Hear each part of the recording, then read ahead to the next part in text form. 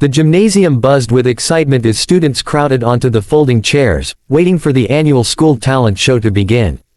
Bright posters with glitter letters spelled, "Show Your Shine."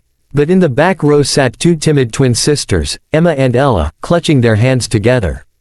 Their dresses were plain, hand-me-downs carefully pressed by their father that morning.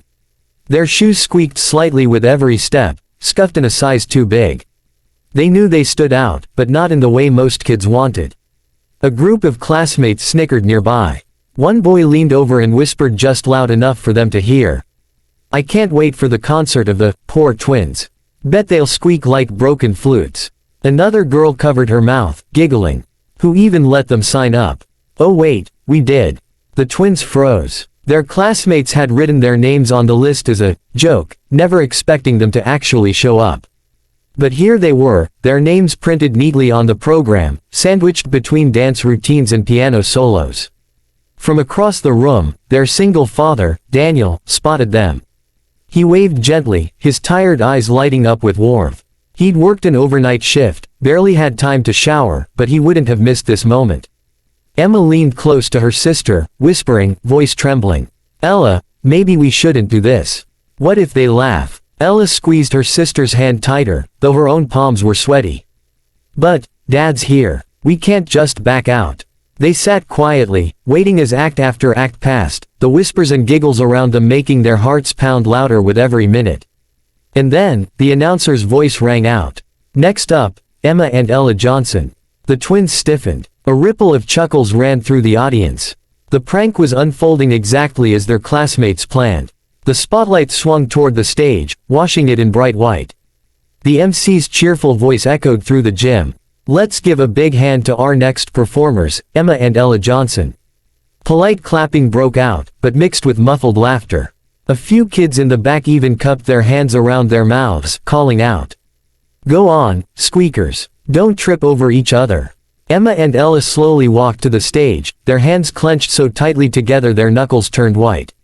Their shoes tapped nervously against the wooden floor as they climbed the steps.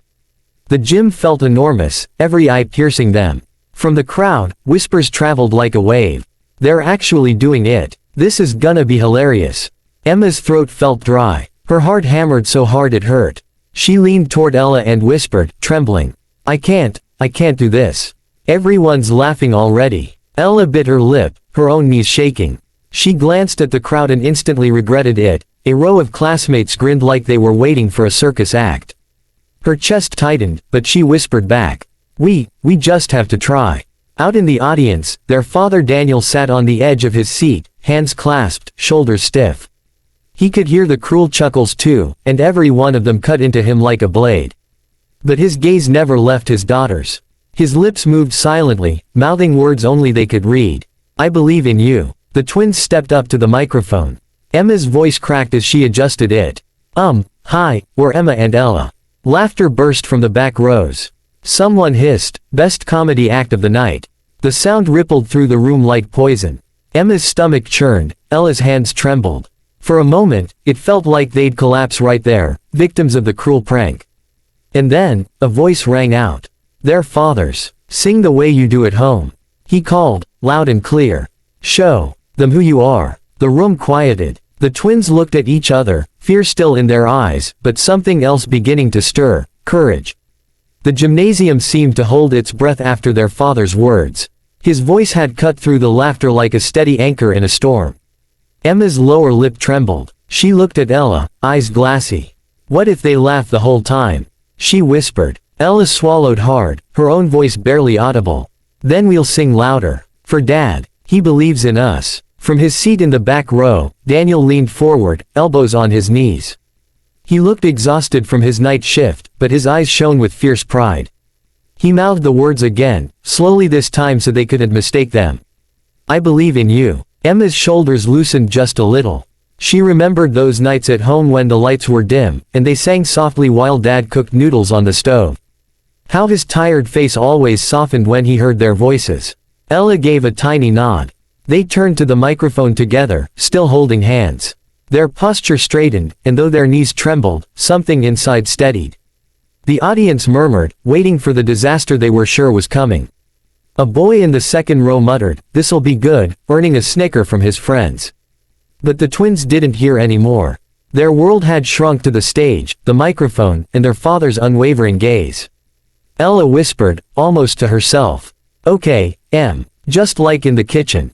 Just like home." Emma took a shaky breath, nodded, and gave her sister's hand one last squeeze. The first note slipped out, fragile and trembling, like a bird unsure of flight. For a heartbeat, the audience smirked, expecting the shaky start to collapse. But then, Ella's voice steadied, pure and clear.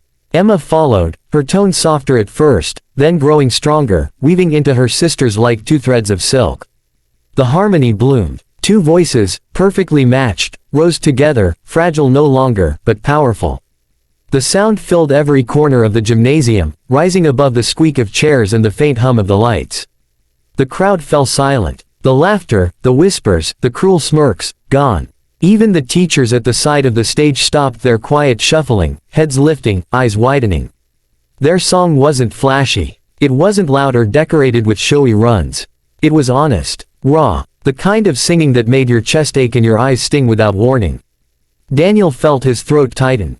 He had heard his daughters sing 100 times, while they washed dishes, while they brushed their hair at night, but this was different. This was them braving the world. He pressed a hand against his chest as tears welled in his tired eyes. In the second row, the boy who had mocked them earlier sat frozen, his smirk erased.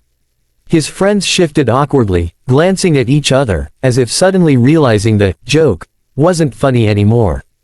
The twins' voices soared into the chorus, stronger now, filled with something larger than themselves. It wasn't just a performance. It was a declaration: we belong. We are more than what you think of us. When the final note rang out, it hung in the air like a golden thread, shimmering in the silence that followed. No one dared move. Then, a single clap. Their father. Steady, proud, and like a spark to dry wood, the rest of the gym erupted into thunderous applause. The applause crashed over the twins like a wave. For a heartbeat they just stood there, stunned, hands still clasped together, chests heaving from the effort. They had braced for laughter, for cruel words, but instead, the entire gymnasium was on its feet. Teachers rose first, clapping with wide eyes and warm smiles. Soon, even the classmates who had mocked them joined in, some hesitantly at first, others trying to clap louder as if to erase their earlier cruelty. The boy in the second row sank low into his seat, cheeks burning. The girl beside him muttered, I didn't know they could sing like that." Emma's cheeks flushed, but this time with pride, not shame. Ella looked out over the crowd, wide-eyed, whispering in disbelief. "They're cheering for us." And then their eyes found him. At the very back of the room, their father Daniel was standing, clapping harder than anyone. Tears streamed openly down his face, but his smile was brighter than they had ever seen. He wasn't just proud, he was moved to his core. When the twins gave a shaky bow, the cheering only grew louder. Someone shouted, "Encore!" Others whistled and stomped their feet. For the first time, the sisters weren't invisible. They weren't the poor twins. They were stars. The girls hurried off the stage, breathless and overwhelmed. Daniel met them halfway down the aisle, dropping to his knees to gather them both in his arms. His voice cracked as he whispered against their hair. "You were incredible. Do you hear me? Incredible." Emma buried her face in his shoulder, laughing through tears. Ella clung to his jacket, whispering, "We only did it because you believed in us." He pulled back just enough to look at them, cupping their faces in his rough hands. "No, my loves. You did it because you finally believed in yourselves." For a moment, the noisy gym faded away. It was just the three of them, a tired, proud father and two daughters who had just found their voices, not only in song but in life. And deep down, Daniel knew, this was only the beginning. The next morning, the twins walked through the school hallway, heads lowered out of habit. Usually, that's when the whispers would start, the mocking, the jokes. But this time, it was different. A group of kids who had laughed the loudest at the talent show actually stepped aside to let them pass. One girl, clutching her books to her chest, murmured awkwardly, You guys were amazing last night." Emma blinked, not sure she'd heard right. Ella just nodded politely, too shocked to respond. By lunch, the shift was undeniable. Instead of eating alone at the far corner table, the twins found themselves approached by classmates asking questions. How long have you been singing? Do you take lessons or something? Can you sing again at the spring concert? The girls exchanged glances, cheeks flushed with a mixture of surprise and disbelief. For once, they weren't being laughed at. They were being admired. Meanwhile, at home, Daniel sat at the kitchen table with a mug of coffee, scrolling through his phone. Someone had recorded the entire performance, and the video was spreading online faster than he could process. Comments poured in. Those girls sing like angels. Brought me to tears. Incredible talent, and they're only kids. He leaned back, overwhelmed. For years he had worried that his daughter's quiet, humble life would keep them overlooked, underestimated. But now, they had been seen. That evening, as the twins sat at the table doing homework, Daniel looked at them with misty eyes and said softly, "Do you realize what you did? You turned a cruel joke into a triumph. And you showed the world who you are." Emma smiled shyly. Ella added, with a spark in her eyes, "We didn't just sing, Dad. We finally found our voices." Daniel reached across the table, taking both their hands in his. "And the world is going to hear them." The girls beamed, and for the first time, the weight of mockery that had followed them for years was gone, replaced by the echo of applause, the warmth of pride, and the promise of something brighter ahead. A week later, Daniel sat nervously in the school's front office. The smell of polished floors and faint chalk dust hung in the air. He smoothed the front of his worn jacket, feeling out of place among the posters for science fairs and sports teams. The principal, Mrs. Carter, entered with a wide smile. "Mr. Johnson, thank you for coming in. I wanted to talk about Emma and Ella." Daniel's stomach tightened. Meetings at school usually meant bad news, grades, bullying, trouble. "Did something happen?" he asked cautiously. Mrs. Carter shook her head, her smile only widening. "Quite the opposite. Their performance at the talent show has everyone talking. We've had calls from the district office, and even a local music foundation. They'd like to sponsor lessons for the girls." Daniel blinked, stunned. "Lessons? Like real vocal training?" "Yes. Full scholarship. Instruments, coaching, everything. They see potential, Mr. Johnson. Extraordinary potential." For a moment, Daniel couldn't find words. All those nights he'd worried he couldn't give his daughters enough, and now, doors he never imagined were opening for them. His throat tightened as he whispered, "They deserve it, more than anything." That evening, when Emma and Ella came home, they found their dad sitting at the kitchen table, grinning through tears. He told them about the foundation, the lessons, the chance to grow. The twins gasped, covering their mouths with their hands. "You mean, someone wants to teach us?" Emma whispered. "Because we're good," Ella added, eyes wide. Daniel pulled them both into a hug, his voice breaking with emotion. "Because you're not just good. You're unforgettable." The girls clung to him, laughter bubbling through their tears. For the first time, they weren't just dreaming of singing at home. They were imagining a future where the whole world could hear their voices. The evening air outside the city's community theater buzzed with excitement. Posters lined the entrance, announcing, "Young Voices Showcase," featuring Emma and Ella Johnson. Daniel stood at the foot of the stage curtain, adjusting the twins' simple dresses. They weren't glamorous, just clean, fresh, and carefully chosen, but the sparkle in the girls' eyes made them shine brighter than sequins ever could. Emma tugged nervously at her sleeve. "Dad, what if this is too big for us? This isn't just school kids anymore. There are real musicians here." Ella clutched her sister's hand, her voice shaking. "What if they don't like us?"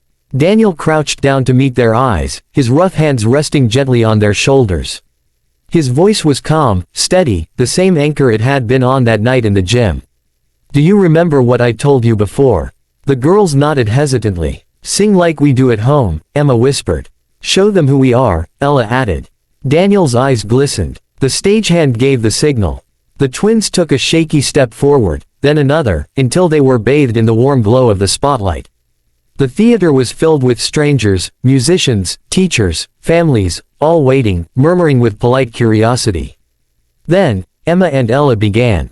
Their voices rose, not timid this time, but confident. Strong. Blended like sunlight through glass, clear and dazzling. They sang with a raw honesty that silenced the room within seconds. Every note carried the echo of their journey, the pain of mockery, the comfort of home, and the strength of love. By the time the song ended, the theater erupted. Not just clapping, but cheering. People rose to their feet, stomping and whistling, the sound bouncing off the walls in a thunderous ovation. Backstage, Daniel covered his face with his hands, overcome with emotion. A producer beside him whispered, "Those girls, they're something rare. Mark my words, they'll go far." Daniel looked out at his daughters bowing shyly under the roaring applause, his heart swelling with pride. He whispered, almost to himself, "They already have." The applause was still echoing in the twins' ears when they came off stage, cheeks flushed, hands trembling. They threw themselves into Daniel's arms, breathless with joy. But before they could even catch their breath, a woman in a sharp navy suit approached. Her presence was commanding, but her smile was warm. She extended a business card toward Daniel. "Mr. Johnson?" she asked. Daniel straightened nervously, wiping his palms on his jeans before shaking her hand. "Yes, ma'am. I'm Rebecca Collins, director of the Metropolitan Youth Arts Foundation. I was in the audience tonight, and I have to say, your daughters are extraordinary." Emma and Ella froze, wide-eyed, clutching each other's hands. Rebecca continued, her voice brisk but kind. "We run an elite program for gifted young performers. Vocal training, scholarships, mentorship, opportunities to perform nationally. I would like to offer Emma and Ella full scholarships to our academy." Daniel blinked, stunned. "Scholarships? As in, everything paid for?" Rebecca nodded. "Yes. Their talent is too rare to be overlooked. We want to help shape it." For a moment, Daniel's throat closed. He thought of the nights he'd worked double shifts, the times he'd skipped meals to make sure his girls ate, the countless worries about not being able to give them enough. And now, someone was offering them the world. Emma whispered, her voice trembling. "Dad, does this mean?" Ella finished for her, eyes shining. "We could really become singers." Daniel knelt down in front of them, tears brimming. His voice shook as he cupped their faces. "It means people finally see what I've always seen. You have a gift. And now, you have a chance." Rebecca smiled warmly, handing the girls her card. "Think about it, but I hope to see you both at the academy soon." As she walked away, the twins hugged their father so tightly he could